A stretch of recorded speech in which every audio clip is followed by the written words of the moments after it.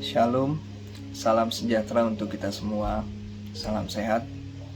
Perkenalkan, nama saya Nobel Nathanael Sirait dengan NIM 254050500906. Pada kesempatan ini, izinkan saya untuk menjelaskan topik UTS yang sudah dicantumkan di kontrak hukum agraria dengan judul lelang. Pengertian lelang berdasarkan Peraturan Menteri Keuangan Nomor 40/PMK.07/2006 Pasal 1 Butir 1 dijelaskan bahwa lelang adalah penjualan barang yang terbuka untuk umum, baik secara langsung maupun melalui media elektronik, dengan penawaran harga secara tertulis atau lisan, yang dimana semakin meningkat atau menurun untuk mencapai harga tertinggi, yang didahului dengan pengumuman lelang. Dari pengertian ini, dapat kita pahami bahwa lelang merupakan suatu proses penjualan yang terbuka untuk umum dan dapat dilakukan secara langsung maupun secara elektronik, di mana harga akan terus berubah, bisa naik atau turun, sampai ditemukan harga tertinggi yang telah disepakati.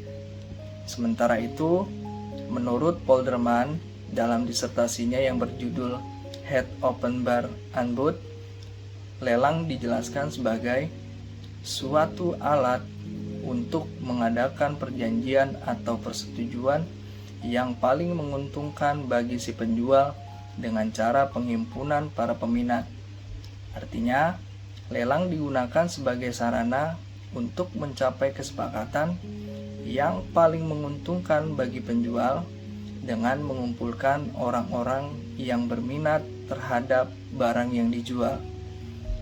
Menurut Polderman, terdapat beberapa syarat lelang, yaitu yang pertama, penjualan di muka umum harus selengkap mungkin, yang artinya lelang harus terbuka dan dapat diikuti oleh siapa saja yang berminat.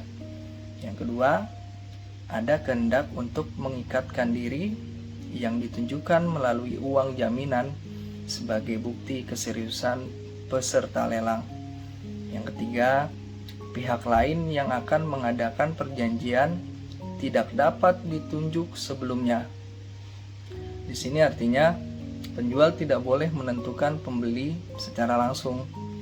Pembeli harus ditentukan dari hasil penawaran yang terjadi saat lelang berlangsung.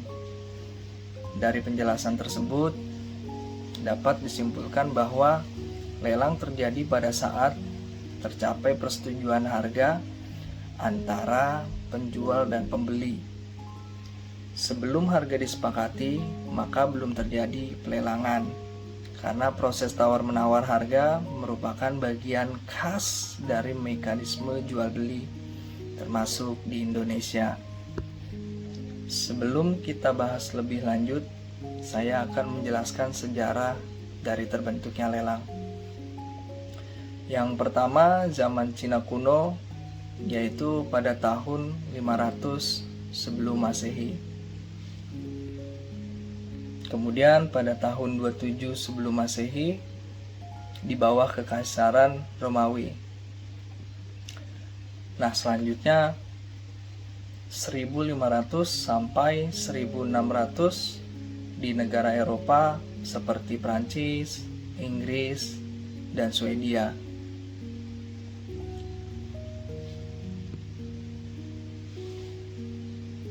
Dan pada tahun 1908 sistem lelang masuk ke Indonesia atau yang disebut dengan Vendu-Redselemen. Sistem lelang terus berkembang hingga era teknologi, yaitu pada tahun 1990. Memasuki tahun 1995 di Jepang hingga tahun 2002 di Belanda. Era ini menandai peralihan global menuju sistem lelang daring atau yang disebut dengan online auction, seperti yang digunakan di Indonesia saat ini.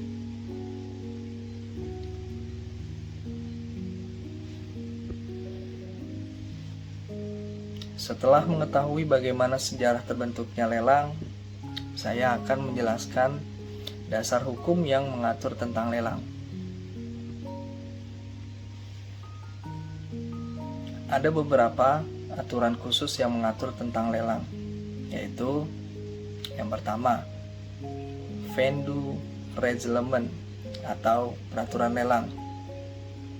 Yang kedua, Vendu-Instructie atau instruksi lelang.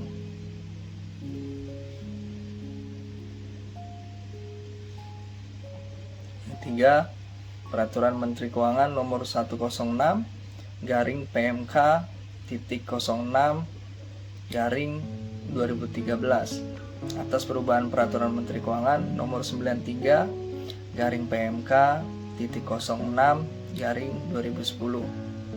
Yang keempat, ada Peraturan Menteri Keuangan nomor 160 garing PMK titik 06 garing 2013 atas perubahan Menteri Keuangan nomor 176 garing PMK titik 06 garing 2010. Yang kelima, ada Peraturan Menteri Keuangan nomor 158 garing PMK titik 06 garing 2013 atas perubahan Peraturan Menteri Keuangan nomor 174 garing PMK titik 06 garing 2010 tentang pejabat lelang kelas 1. Yang keenam, ada Peraturan Menteri Keuangan nomor 159 garing PMK titik 06 garing 2013 atas perubahan Peraturan Menteri Keuangan nomor 175 garing PMK titik 06 garing 2010 tentang pejabat lelang.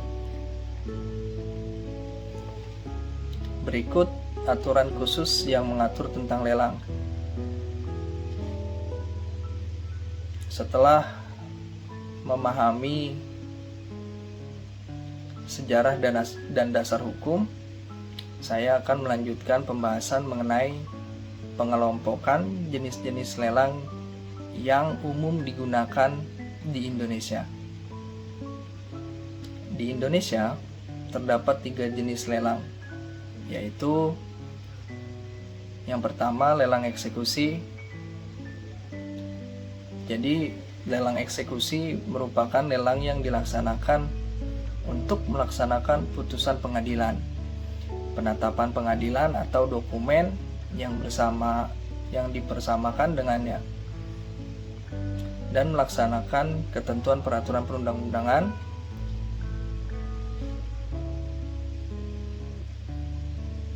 Yang kedua, itu ada lelang non eksekusi wajib.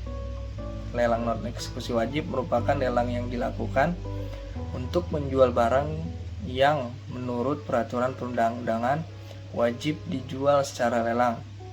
Jenis yang termasuk lelang non eksekusi wajib antara lain barang milik pemerintah, barang milik BUMN atau BUMD, non persero, kayu dan hasil hutan.